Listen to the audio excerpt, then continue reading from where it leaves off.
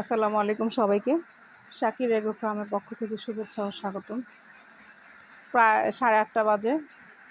আকাশের অবস্থা অনেক খারাপ, যে কোনো সময় বৃষ্টি নামতে পারে। এখনও হাঁসদের ছাড়ি নেই, ছাড়বো। হাঁসদের খাবার মেডিসিন দিয়ে রাখলাম। এখন হাঁসদের ঘরের সামনে যাব, ছাড়বো, দেখি কি অবস্থা। তো আলহামদুলিল্লাহ আগে থেকে আমার হাঁসগুলি অনেক সুস্থ।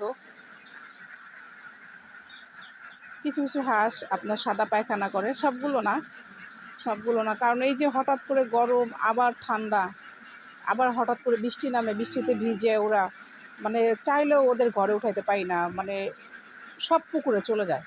কি যে একটা অবস্থা! তখন এত বৃষ্টি পড়ে, বৃষ্টিতে ওরা বাহিরেই থাকে। অনেক চেষ্টা করি ওদের ঘরের মধ্যে রাখতে বৃষ্টির সময়, কিন্তু পাই না, ওরা উঠে না।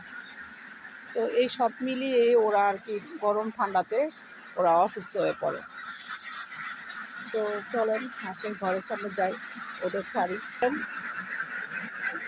হাঁসের ঘরের সামনে আসলাম, ওদের ছাড়ি।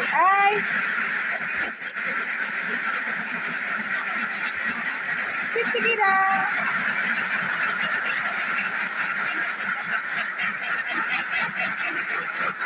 একজন একজন করে বেরোবা।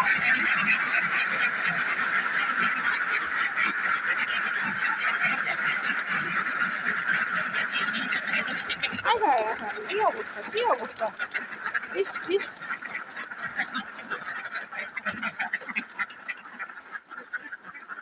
এই যে আমার একটা ল্যাংড়ানি হাঁস, আগে থেকে অনেক কমই ল্যাংড়ায়, কিন্তু এইটা এই যে এত খাবার মেডিসিন একটু খায় না, ডাইরেক্ট পানিতে চলে গেছে। আমি এটাকে ধরতেই পারি না।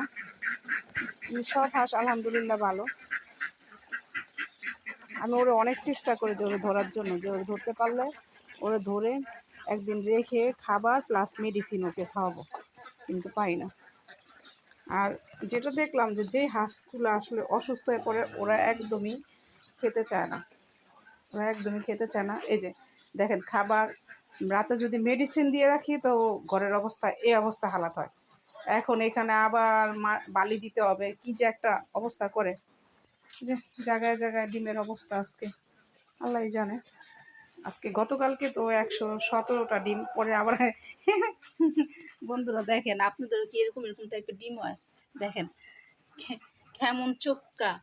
আমার কোন হাঁসটা জানি একটা ডিম পারে, মানে মধ্যে দিয়ে ঢেউ, অনেক বড়, এই কোয়ালিটির ডিম পারে। কোন হাঁসটা জানি না, অনেক বড় সাইজের একটা ডিম পারে।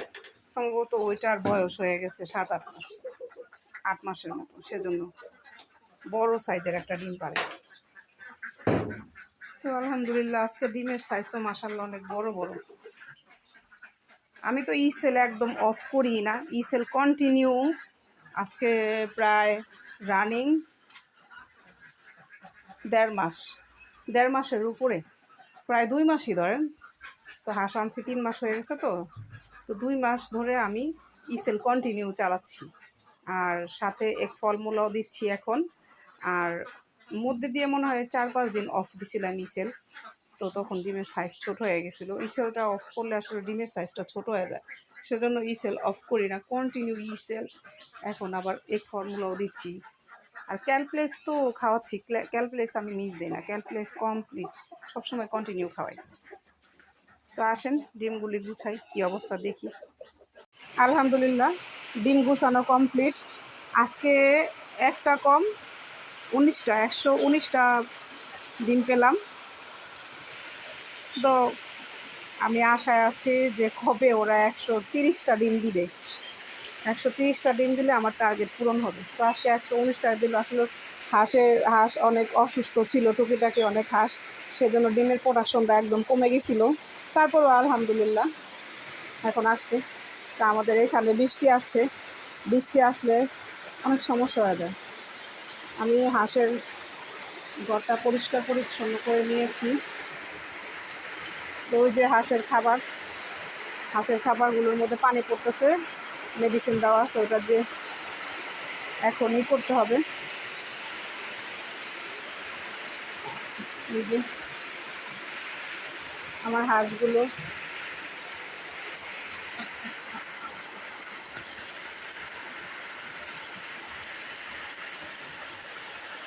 সব পুকুরে ওরা বৃষ্টি এনজয় করছে। আগে থেকে 100%-এর মধ্যে প্রায় 90% হাঁস আলহামদুলিল্লাহ সুস্থ। 10% কিছু কিছু দেখি একটু চোখ বন্ধ করে। আর পায়খানাও আরও প্রায় 10-15টা হাঁসের সম্ভবত এরকম মানে শুদ্ধ সাদা চুনা পায়খানা আমি দেখতে পেয়েছি। আর সবার মোটামুটি সবার পায়খানা একেবারে স্বাভাবিক। তো আজকে 119টা পেলাম। তো সেদিন একটা হাঁস যেটা মারা গেছে ওটা ডিম পাড়া হাঁস ছিল, ওটার পেটের মধ্যে ডিম ছিল। তো ওটা কাটার পরে আমি দেখছি যে ডিমটা পুরা মানে মানে পচে গেছে পুরা, কীরকম মানে একটুখানি টাচ করাতে ঠাস করে ফাটছে। ফাটার পরে দেখি ডিমের ভিতরে প্রচণ্ড মানে গন্ধ, মানে এত পরিমাণে ওর সমস্যা ছিল।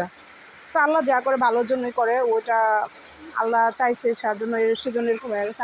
আমি অনেক কষ্ট পেয়েছিলাম, তারপর আর বললাম যে মেনে নিলাম, লাস্টে কিছু করার নাই, যে আল্লাহ যেটা করে ভালোর জন্যই করে। তো আমার হাঁসেরা এত মানে ফাজিল, ওদের নেট দেওয়া হয়েছে, নেটের ভিতর দিয়ে ওরা দাঁত দিয়ে কামড়ায় আমার নেটগুলো সব ছিটতেছে মানে ওই পারে যাওয়ার জন্য। অলরেডি 4-5টা হাঁস বাইরে চলে গেছে, ওইগুলার কাছে ওরাও যাওয়ার জন্য এরকম করতেছে। তো আমি কিছুদিনের ভিতরে আরও ভালো করে নেট দিয়ে পুরা মজবুত করে দেওয়ার দিতে হবে, নাহলে ওরা সব বের হয়ে যাবে। ওরা অনেক খারাপ, ওরা গাছের পাতা, তারপরে ওই যে জঙ্গল টঙ্গল এগুলো দেখলে ওরা খাওয়ার জন্য পাগল হয়ে যায়। আমি যাই, এই হাঁসগুলো আসলে এরকম টাইপের, সব কিছু খাওয়ার জন্য পাগল হয়ে যায়। খাবারের থেকে বেশিরভাগ ওরা বাহিরের জিনিসই এটা সেটা ওগুলো পছন্দ।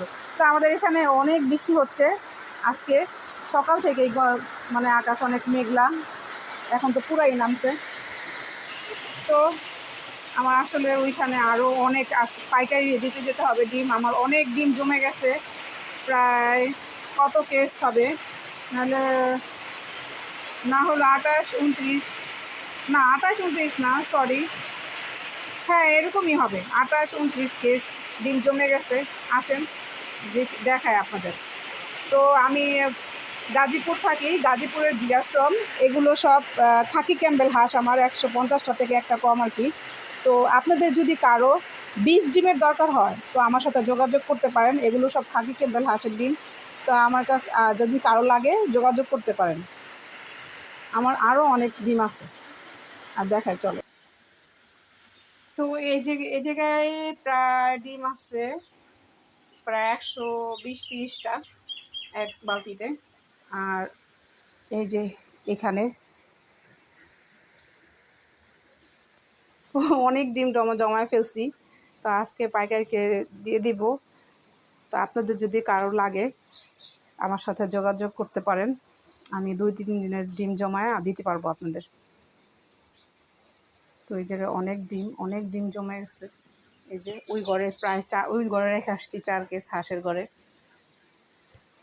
তো আপনারা সবাই ভালো থাকবেন, সুস্থ থাকবেন।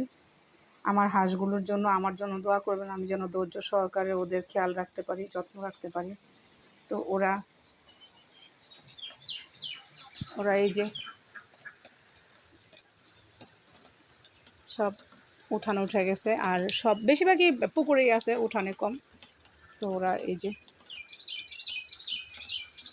ওদের ওই পাশে ওরা ক্ষেত নষ্ট করে ফেলে, সেজন্য আমি নেট দিয়েই করে দিছি। তারপরেও কাজ হয় না, মাঝে মাঝে চলে যায়। ওরা আসলে অনেক বিরক্ত করে। ওদের জন্য আরও শক্ত ব্যবস্থা নিতে হবে। আপনি যদি হাঁস এগুলা পালেন তো বাসায় কোনো সবজি যদি মানে নেট না দিলে আপনি সবজি চাষ করতে পারবেন না, ওরা সব খেয়ে ফেলে। আমার পুঁই শাক গাছের ক্ষেত সব খেয়ে ফেলছে। তো আসসালামু আলাইকুম, ভালো থাকবেন, সুস্থ থাকবেন, যাচ্ছি।